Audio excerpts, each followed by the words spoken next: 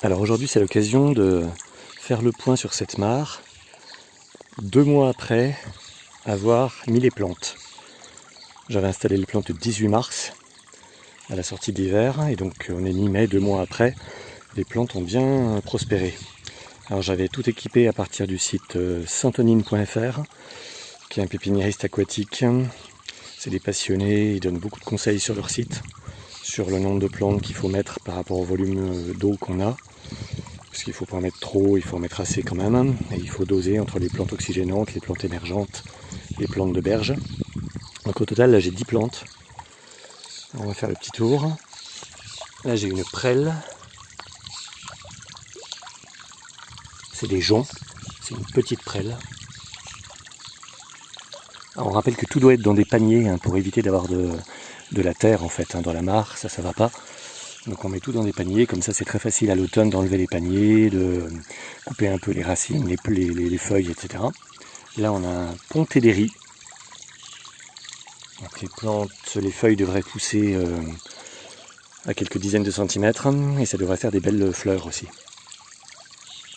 À côté on a une des plantes oxygénantes du bassin, c'est le millefeuille tige rouge.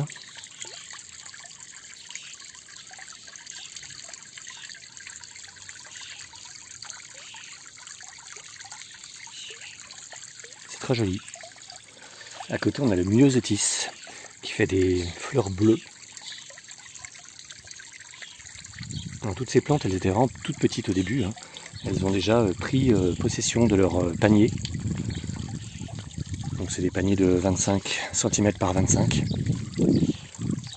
Un petit peu plus loin on aperçoit le potamo qui est l'autre plante oxygénante. Ça c'est la grosse plante oxygénante qui est vraiment au fond de l'eau.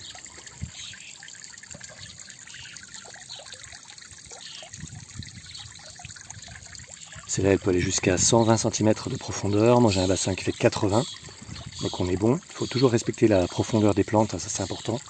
C'est tout indiqué aussi pour chaque plante, la profondeur à laquelle il faut les mettre. Et donc cette mare, elle est équipée de 2 paliers. Donc là, pour l'instant, moi, le potamo, je l'ai mis sur le 2e palier. Donc il n'est pas posé à 80 cm, mais il pourrait. À côté, on a le ruban d'eau, alors qui était minuscule quand je l'ai reçu. Maintenant, on a des feuilles qui font 1 mètre. Et donc, ça va être des perchoirs à libellules. C'est important d'avoir des plantes comme ça pour que les libellules puissent venir se poser dessus et déposer leurs larves aussi.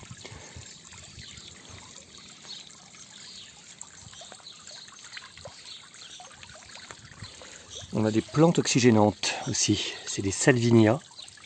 Donc c'est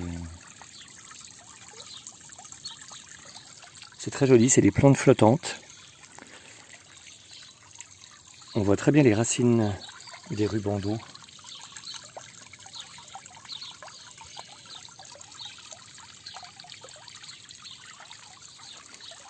À côté, on a l'élode des marais, avec hop, une petite grenouille, je crois que vous avez vu sauter.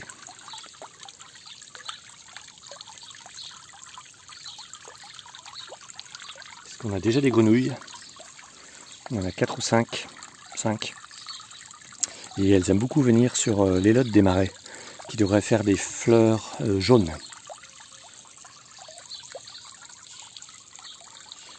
À côté, on a le cresson cheval bleu. Hop, encore une grenouille qui vient de sauter, parce qu'elles aiment beaucoup ça. Tiens, regardez, elle est là.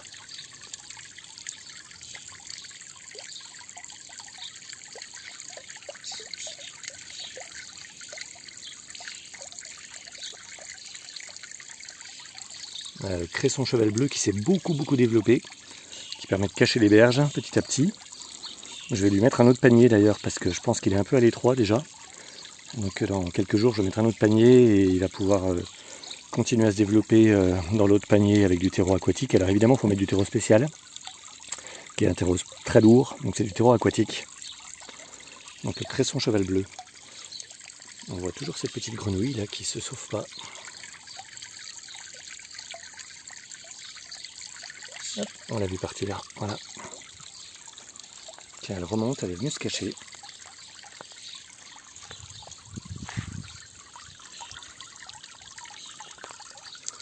Et là, on a le nénuphar. Alors c'est un nénuphar xiaphé.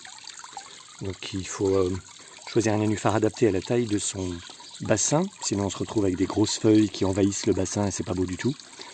Donc il faut que ce soit approprié à la mare.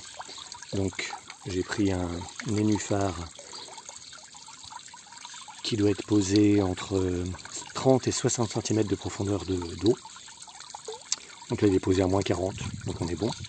Et il fait des petites feuilles.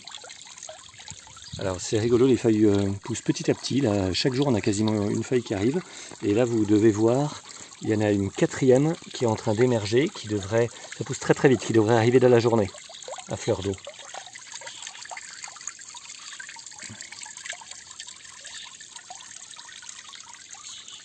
Et il fera des fleurs pourpres. J'ai mis des petits cailloux ailleurs, tout autour des berges, parce que les oiseaux aiment bien venir dessus pour boire et se laver. Donc ça leur permet d'avoir un appui. Et puis de la pouzzolane.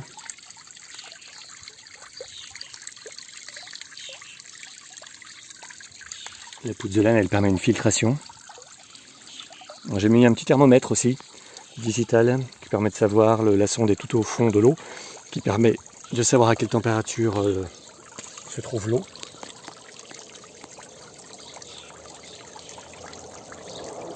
Donc là on voit qu'on est à 15,8. Et puis une fontaine. La fontaine est reliée à des panneaux solaires. Donc c'est totalement autonome.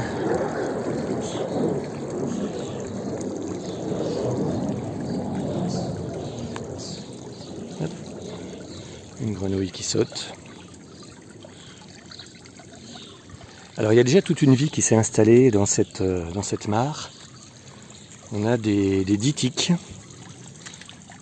Je ne sais pas si je vais en trouver, j'en ai vu un tout à l'heure, mais les ditiques c'est des coléoptères aquatiques qui ont déjà colonisé la mare. Tout ça c'est très bien parce que ça mange les larves de moustiques. Donc les moustiques, c'est ce qu'il faut, viennent pondre dans la mare, se croyant en sécurité, et en fait les larves se font manger par tout l'écosystème qui s'est déjà créé. Les grenouilles qui mangent aussi des larves de moustiques, et les ditiques. Il y a aussi des araignées d'eau, qui ne sont pas des araignées en fait, mais on appelle ça communément araignées d'eau.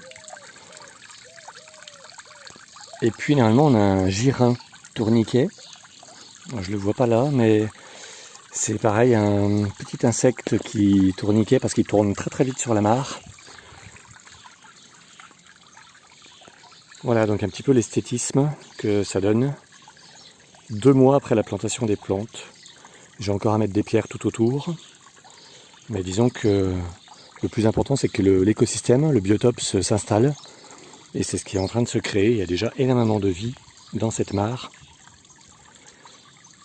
Donc je vous ferai suivre ça au fur et à mesure des mois. Allez, à bientôt!